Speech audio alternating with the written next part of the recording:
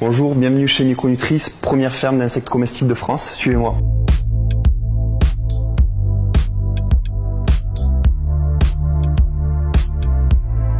Alors dans cette pièce, on élève des grillons pour l'alimentation humaine. Donc dans ces bacs, on a recréé un écosystème qui permet aux grillons de se développer de la manière la plus saine possible. Et on va les nourrir avec une alimentation 100% issue de l'agriculture biologique. Et donc ce qui est vraiment fascinant dans la production d'insectes, c'est qu'un bac comme celui-ci va contenir 40 000 grillons, ce qui va représenter un équivalent protéique, l'équivalent de 1000 portions de viande. Les insectes, c'est une excellente alternative aux protéines animales, parce que les protéines d'insectes vont contenir tous les acides aminés essentiels, et le gros avantage des insectes, c'est que leur production va avoir un très faible impact sur l'environnement. Pour vous donner un chiffre, un élevage d'insectes va rejeter 100 fois moins de gaz à effet de serre qu'un élevage de viande classique.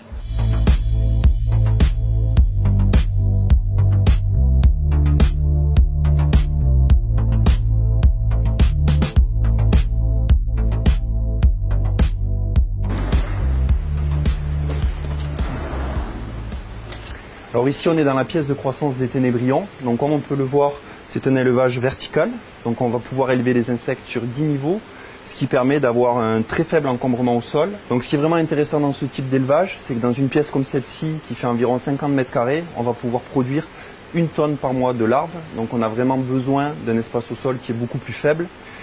D'autre part, les larves aiment être élevées avec une forte densité, donc on peut à la fois combiner les logiques de bien-être animal et les logiques de production de nutriments.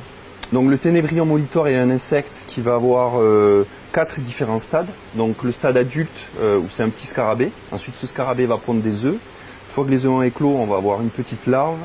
Et ensuite on a une étape intermédiaire qui est comme le cocon ou la chrysalide, mais qui s'appelle la nymphe chez le ténébrion. Et donc nous chez Micronutrice, on produit la larve qui est aussi appelée ver de farine.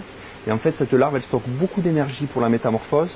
Et donc c'est ce qui explique qu'elle est très riche en protéines, en minéraux, en oméga 3, parce qu'elle a besoin d'énergie pour se métamorphoser.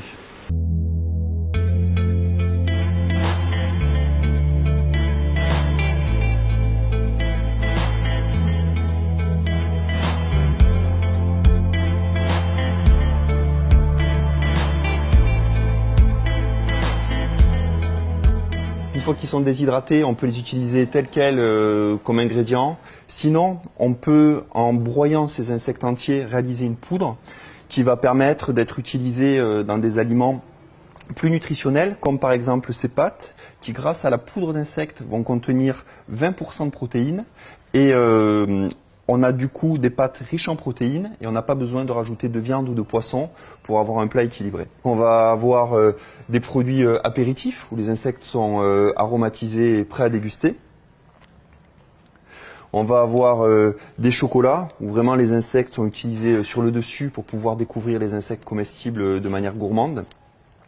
Et des barres énergétiques qui sont riches en protéines, des minéraux. Donc c'est idéal pour le sport, soit en préparation de défis sportifs ou soit pour la récupération.